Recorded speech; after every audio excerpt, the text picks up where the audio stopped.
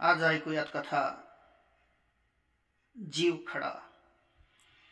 जीव खडा. आनंदाच्या डोळ्यात अश्रू तरळले होते. उतार वयात आता सारे असह्य झाले होते. मनके ठणठण करत ठणकत होते. हातपाय सुजत होते. डोळे बारीक किलकिले झाले. पार कपारात शिरले होते. तोंडावरच्या सुरकुत्या स्पष्ट जाणवत होत्या. हातापायावर मीठ फुटावं तसे पांढरे फट्ट पाय झाले होते. वाळलेल्या खोबऱ्याच्या वाटीगत चेहरा झालता आणि छातीचा पिंजरा झालता. भाता हलावा आणि आवाज व्हावा तसा नरड्यातून घर घर घर घर आवाज येत होता. या अंगावरच त्या अंगावर होता येत नव्हतं. कूस बदलावी म्हटलं तर अंगात बळ नाही की काही नाही. हातापायाच्या काड्या झालेल्या. जागच्या जागी हलत सुद्धा नव्हता. उचलून मांडाव्या लागत होत. किलकिल्या डोळ्यांनी पाहण्या पलीकडे काही जमत. पाहुणे रावळे सारे येऊन भेटून गेले होते. येताना सफरचंद, द्राक्ष, चिक्कू नाहीतर खोबरं, खारीक बारीक कुटून आणत होते. आनंदाच्या तोंडात दात नसल्याने पंचायत झालती. मग लहान लहान लेकरांना ते वाटावं लागायचं. पोरांची मजा व्हायची. घराला उचलून न्यावं लागायचं. गाडी बघून दवाखाना गाठावा लागायचा. एखादा सलाईन लावलं की म्हातारा 2-3 दिवस टाईट व्हायचा. थोडं थोडं बोलायचा. कडची लेख आतापर्यंत बापाला भेटायला आली नव्हती. दिवसा आड मात्र फोन करायची, चौकशी करायची. एवढंच काय ते. मोठ्या घरी दिलती. व्याप जरा जास्तच होता तिच्या माग. एक दिवस एक पांढरी फट्ट गाडी दारात उभी राहिली. गाडीचा दरवाजा उघडला गेला. गाडीतून साडीतील बाई उतरली. लांब सडक केसाची, गोरीपान, नागसर बाई माणूस होत ते. तेव्हा साऱ्या गल्लीतल्या लोकांना वाटलं की म्हाताऱ्याची लेक असणार, पुण्याची. आणि होतेही तेच बरोबर, अगदी तेच. ड्रायव्हरने गाडी लिंबाच्या झाडाच्या सावलीला नेऊन लावली. ती गाडीतून उतरली आणि केसांच्या बटा सावरीत, साडी आवरीत घराकडे धावली. लहानपणीच्या आठवणीने तिला भरून आलं असावं. पायाकडे बघत, मान खाली घालत चालू लागली. कुणीतरी म्हणालच, आली वाटतं पुण्यावरनं. वसरीवर बसलेल्या एका म्हातारीनं उच्चार केला. म्हाताऱ्याला भेटायला आली दिसतीये. आणसा काकू बोलत होती. होय की, लय घोग घेतला बा म्हाताऱ्यानं. तिची माया असती बापावर. तिला बी संसारातून सवड मिळत नसल. बिचारी सासूरवासीन. मस्त मोठ्या घरात दिलंय तिला. तसं नंदिनी घरात आली. तोंडाला पदर लावत फुसफुस करत होती. बापाला पाहिल्यावर भडभडून आलं. लहानपणचे दिवस तिला आठवले. वर बाप झालेला बाप आठवला. लेकीला सासरी पाठवताना ढसाढसा रडलेला बाप आठवला. खोलवर गेलेल्या आवाजात बापानं हाक मारली, नंदिनी, नंदिनी. अडखळत आलेला आवाज ऐकून ती जास्तच रडू लागली. अंथरुणाला खिळलेल्या बापाला आधार द्यायचा होता, पण नाईलाज होता. पुण्याला उद्या परत जावं लागणार होतं. आनंदा दम धरीना. घडी घटका आचके देऊ लागला. रात किडे किर्र किर्र करत होते. तेव्हा जेवणावळ झालती. गल्लीतले झाडून सारे आनंदाच्या भोवताली जागत होते. मोठ्या लेकाला कळवलं का? कळवलं ना, फोन केलता जणू. होय का? अजून आला नाही वाटतं म्हाताऱ्याला भेटाया. तो शास्त्री माणूस. म्हणजे? लहानपणी आळंदीला घातला भजन कीर्तन शिकायला. तसाच लखला तिकडं. आता कीर्तन जोडतोय, प्रवचन करतो. लोक संत स्वामी महाराज असं म्हणतात त्याला. शास्त्री का काय झालाय जणू, होय का? संन्याशाला आपल्या घराचा आई बापाचा त्याग करावा लागतो म्हणून असेल तसा काही नियम, आपल्याला काय माहिती. आणि मग त्याच्यामुळे येत नसल तेव्हा साधू महात्म्याला घरी येता येत नाही. तिथं असे काही नियम असतील किंवा त्यांचीच तशी शिकवणच असेल बुवा. त्याचं बरं आहे का? बऱ्याला काय झालंय? मस्त आहे त्याचं. मार काचाच्या गाडीत हिंडतोय, कीर्तनाला जातो, दर्शन लोक दर्शन घेतात, बुवा चांगला आहे म्हणतात, कीर्तनाची कला चांगली सादर करतो, पैसा बी आमाप झालाय. आता कुठंतरी संस्थान गाठीन आणि मग झालाच बाबा. हो ना, गावोगाव लोक सप्ते घालतात, काही देवाच्या नावाखाली पैसा बी उकळतात. मजा असते बुवा लोकांची. नाही ते तरी काय सोपं काम आहे का? लय जीव जाळावा लागतो, शिकावं लागतं त्याला. नाही नाही, शेतकऱ्यापेक्षा तरी बरं आहे ना. बरं नाही तर कसं? शेतकऱ्याचं काय खरं आहे? इथं काहीच पिकाना. वाजवले, अभंग गायले किंवा काही वाजवलं तर पैसे मिळतात. हा ते खरं आहे म्हणा. नाही आता ते कसं आहे, पूर्वीच्या बुवात आणि आताच्या बुवात लय फरक पडलाय. भक्ती उपदेश हे सगळं काय चुलीत घातलं त्यांनी. गाड्या घोड्या घ्या आणि हिंडा फिंडा पांढरे धोत्र घालून ते कीर्तनाला बक्कळ पैसे घेतात. आणि नाही दिलं तर नुसते रुसतीत बी काही. आता काय झालंय बरं का, खरा साधू आणि खोटा साधू ओळखू येईना. रात्र झाली होती, चर्चा चालू होती. आनंदा म्हाताऱ्याचा विव्हळण्याचा आवाज वाढला. इकडच्या तिकडच्या गप्पाही तशाच वाढल्या होत्या. झोपल्या जागेवरच म्हाताऱ्याच्या नरड्यात ज्वारीच्या कण्या सोडल्या, पातळ पातळ कण्या सोडल्या, पातळ कण्या सोडल्या. किलकिल्या डोळ्याने लेकीच्या तोंडाकडे त्यानं पाहिलं होतं. तिच्या गालावरून हात फिरविला होता. लहाना लेक तिथंच बसून होता. दोघं बहीण भाऊ शेजारी म्हाताऱ्याकडे पाहत होते. लहाना लेक म्हातारीला सांभाळत होता. त्याची बायको म्हणजे म्हाताऱ्याची सून बी बरी होती. पण मोठा लेक शास्त्री काय गावाकडे फिरकत नव्हता. बापाची अजिबात काळजी त्याला वाटत नव्हती. येत बी नव्हता आणि जात बी नव्हता. साधा फोन सुद्धा कधी करत नव्हता. तर विचारपूस तर लांबच. लोक जागत जागत पहाट झाली. म्हाताऱ्याचा पुन्हा मोठ्याने आवाज झाला. नरड्यात घरघर झालं. सगळेजण उठले. नंदिनीही उठली. थोडस पाणी पाजलं. तरान सोडल्यागत म्हाताऱ्याचं डोकं आपल्या मांडीवर घेतलं. म्हाताऱ्याने हळूहळू हळूहळू डोळे मिटले. मोठा श्वास सोडला आणि डोळे कायमचे बंद झाले. छातीतील धडधड बंद झाली. आणि मग एकच मोठा आरडा झाला. प्रत्येक जण रडायला लागला. आता आनंदा म्हातारा गेला असं गावात समजलं होतं. तोपर्यंत सकाळ झाली. सरपणाला गाडी पाठवली. शेठजीच्या दुकानात कापडासाठी माणूस पाठवला. रॉकेलसाठी कुपन दुकानदाराला गाठलं. तशी लाकडं येऊन पडली. नदीच्या काठावर म्हाताऱ्याला जाळायचं होतं. बाया माणसं गडी माणसं घराभोवताली जमा व्हायला लागली. सूर्य वर यायला लागला तसा पाहुण्या रावळ्यांचा गराडा वाढला. पसारा वाढायला लागला होता. विठोबा रुक्माईच्या मंदिरातून पखवाज टाळ आणले. भजनकरी धावले. आम्ही जातो आमच्या गावा, आमचा राम राम घ्यावा असा अभंग त्यांनी घेतला. मयत उचललं गेलं. कुणीतरी उशाला भाकर आणून बांधली. वाटाने खायला. शेवटची वाट होती ती. शास्त्रीची चर्चा निघत होती. त्याचा रुबाब वर्णन होत होतं. विसाव्याला टेकवलं गेलं. वारा घालणाऱ्या आया बाया धाय मोकलून रडत होत्या.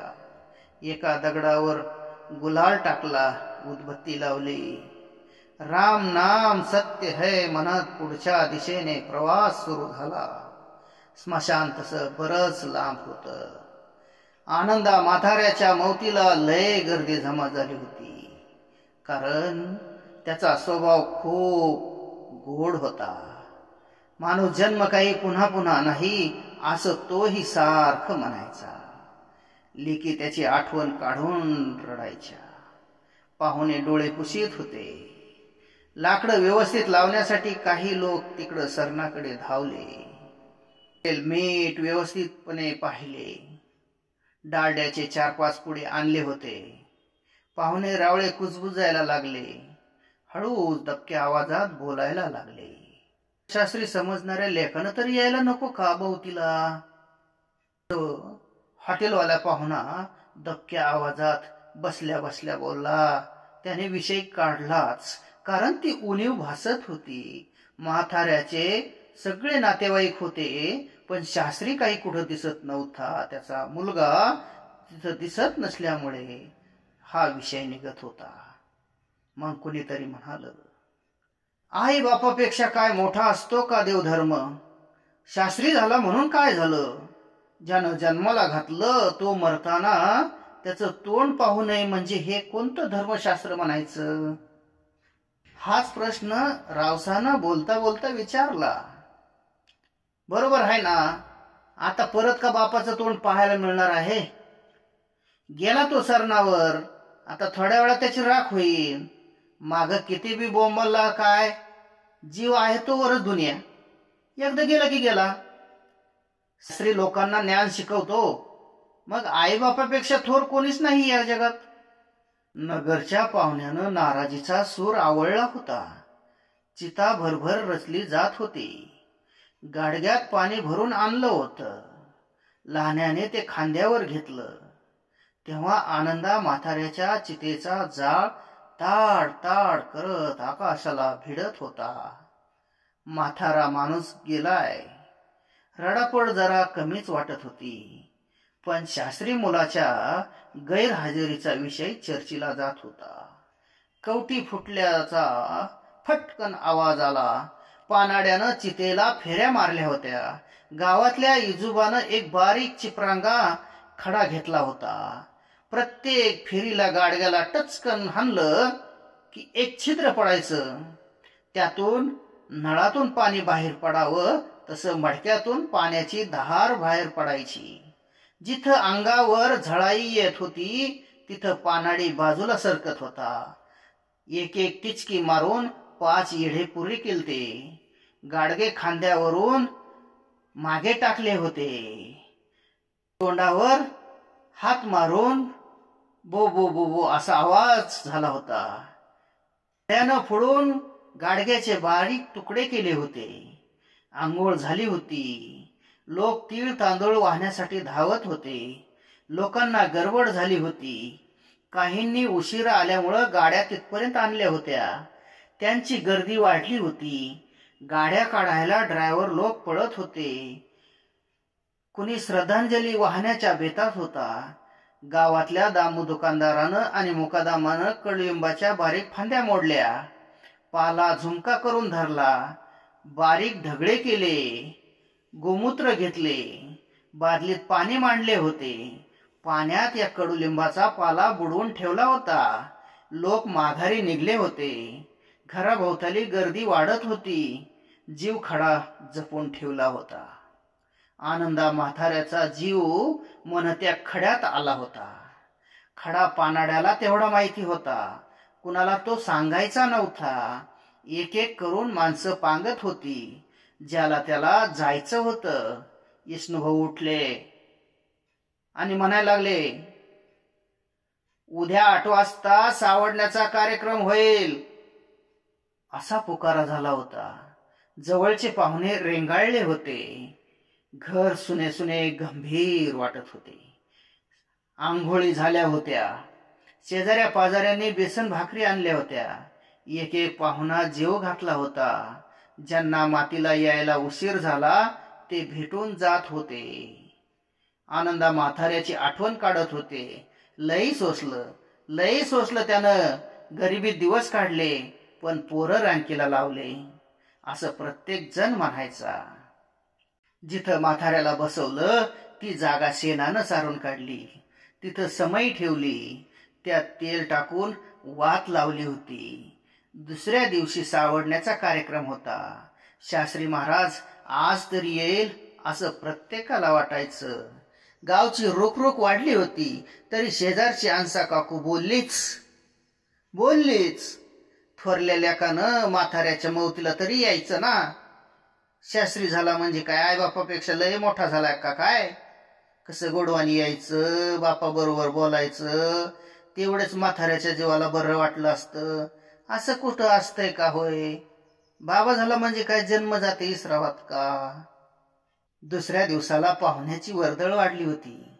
सावडायचं होतं. घमेले, फावडे, भिजलेले पोते तयार होते. राख उचलायची होती. म्हाताऱ्याला न्याहारीचं सामान घेतलं. एक सूप, चहा, उदबत्ती, गुलाल, थोडं दही अशी तयारी झाली होती. तेवढ्यात एका पांढऱ्या फट्ट रंगाची काळ्या काचाची गाडी घराकडे येताना दिसली. गावकरी बघायला लागले. गाडीतून कोण उतरते याची उत्सुकता लागली होती. गाडीवरचा झेंडा बघून बहुतेक आणि अंदाज प्रत्येकाने बांधला होता. नक्कीच आनंदाचा मुलगा असणार, तोच शास्त्री असणार. आणि झालेही तसेच. तो शास्त्रीच होता. गोरापान पडला होता. ताजा तवाना शरीराचा दिसत होता. पांढरे पारदर्शक धोतर, नेहरू शर्ट, डोक्यावर टोपी, कपाळाला गंध. मोठा कीर्तनकार होता तो. गायनाला पट्टीचा होता. गाडीत 2-4 जोडीदार होते. ते बहुतेक शिकाऊ असावेत. सगळेच गपकन गाडीच्या खाली उतरले. गावातील लोकांना बरं वाटलं. निदान पोरगा म्हाताऱ्याला सावडायला तरी आला. उतरला तसाच घराकडे निघाला.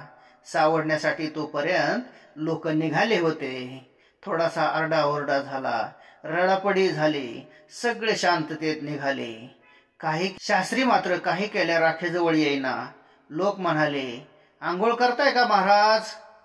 तर शास्त्रीनं नकारार्थी मान हलवली. जीव खडा सुपात आणला होता. प्रत्येक जण त्याला पाणी, तीळ, गुलाल, फुले वाहायचा.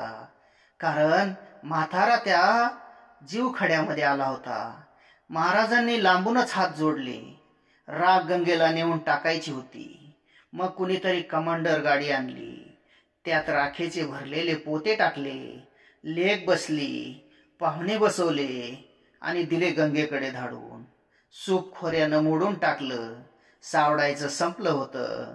एक पाहुणा उभा राहिला. मोठ्याने बोलू लागला. श्रद्धांजली वाहत होता. एक हळूच बोलला, 10वा सांगा. कधी येतोय आणि कुठं येतोय सांगा ना तेवढं 10व्याचं. तेव्हा तो पाहुणा आनंदाच्या लेकाजवळ गेला आणि विचारून लागला. पुन्हा मोठ्याने सांगू लागला, 10वा इथेच होणार, पुढच्या शनिवारी. तेवढ्यात आनंदा म्हाताऱ्याचा शास्त्री मुलगा उभा राहिला. नाही, दशक्रिया विधी शनीला करू. आणि मग थोडासा गोंधळ उडाला. चुळबुळ वाढली.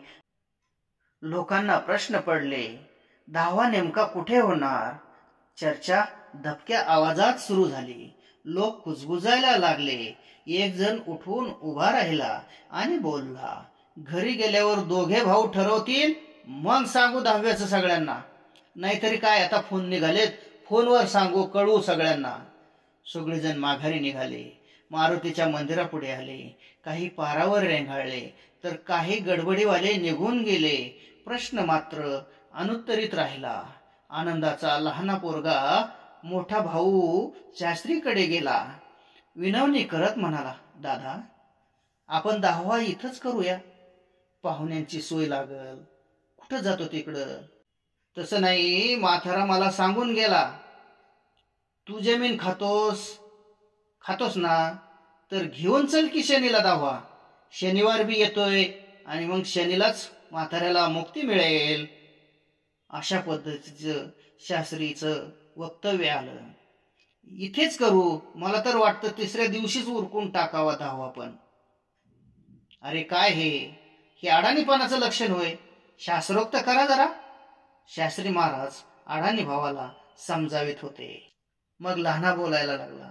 अरे पण तिथं जायला भाड्याला पैसे लागतील. काही होईना 10-5 तरी लागतील ना. तेवढाच आपला खर्च वाचन. आणि मग वाचलेला पैसा आपण शिक्षणावर करू पोरांच्या खर्च. आणि तसं तर यंदा दुष्काळ पडलाय. पीक पाणी पण. शास्त्री बोलले, शेत इतके दिवस तूच खातोस, बापासाठी कर की तेवढा खर्च. शास्त्री महाराज भावाला समजावताना केव्हा भांडणावर आला हे कळले देखील नाही. दिवसभर घरात एकच चर्चा. दहावा घरी करायचा का तीर्थावर करायचा. आनंदाच्या दहाव्यावरून दोन्ही भावामध्ये जुंपलं होतं. अडाणी भावाचं म्हणणं दहावा घरीच करायचा आणि शास्त्रीचं मत होतं शनीच्या राक्षस भुवनला करायचा. तीर्थाच्या ठिकाणी काही केल्या दोघांचं एक मत होईना. 2 दिवस कडाक्याचे भांडण झाले. आय मायचा उद्धारही झाला. भावाभावातील भांडणं विकोपाला गेले. भावाभावात भांडणं लावणारे लोक मिटवायला आले, पण दोघेही तरकटीला आले. शास्त्रीने निर्णय घेतला. सगळ्या गावकऱ्यासमोर सांगितले, त्यानं नाही घातला दहावा तर मी घालीन पठ्ठ्या. मी घेऊन जाईल तीर्थावर दशक्रिया विधी करायला. सगळ्यांसाठी मग त्यानं एक टेम्पो घेतला. भाड्यानं टेम्पो लावला. लोक अचंबित झाले. ज्या शास्त्रीनं म्हाताऱ्याला जिवंतपणे विचारलं सुद्धा नाही, साध्या घास तुकड्याचा आधार दिला नाही, इतकं म्हातारं जार होतं दुखण्यानं, तवा कधी दवाखान्यात नेलं नाही, साधा भेटायला सुद्धा आला नाही, आणि आताच बरा त्याला पुळका. दहावा करायला शनीकडे निघालाय. 10व्याचा दिवस जवळ आला. लोकांनाही कळेना नेमकं घरी जावं की तिकडे शनीकडे जावे. म्हाताऱ्याचा दहावा नेमका कुठे घालायचा. गावातही मग 2 गट पडले. पाहुण्यातही 2 गट पडले. काही म्हणत इथेच गावात थांबा, जवळ थांबा असं म्हणायचे. 9व्या दिवशी संध्याकाळी 2 ठिकाणी दहावा करायचं नियोजन ठरलं. एक शनीला आणि एक गावातच. दोन्ही भावांचा एकच बाप होता. दहावा 2 ठिकाणी होणार होता. मग लोकांनीही घरातल्या 2 माणसाला 10व्याच्या कार्यक्रमाला पाठवायचं ठरवलं. एक जणाला शनीकडं आणि एक जणाला गावातल्या 10व्याला असं पाठवायला सुरुवात केली. जीव खडा तर एकच होता, पण 10वे 2 ठिकाणी होणार होते म्हणून मग जीव खड्याची विभागणी करण्याचं ठरलं. जीव खडा फोडला गेला. त्याचे 2 बरोबर तुकडे करण्यात आले. 2 समान भाग दोन्ही बाजूला न्यायचे ठरवले. एक गावातल्या 10व्याला आणि एक भाग शनीकडच्या 10व्याला. सकाळी टेम्पो दारात हजर झाला. महाराजाची पांढरी गाडी पुढे आणि मागे लोकांनी भरलेला टेम्पो. एक दहावा गावातच. तिथेही तयारी सुरू होती. एका बापाचे 2 ठिकाणी 10वे करण्याची ही पहिलीच वेळ होती. दुसऱ्या गावामध्ये या गोष्टीची चर्चा झडत होती आणि जीवखड्याचे मात्र 2 भाग झाले होते. आनंदाच्या जीवखड्याचे मात्र 2 भाग झाले होते. कथा जीवखडा. लेखन आणि अभिवाचन विठ्ठल जाधव, शिरूर कासार, जिल्हा बीड.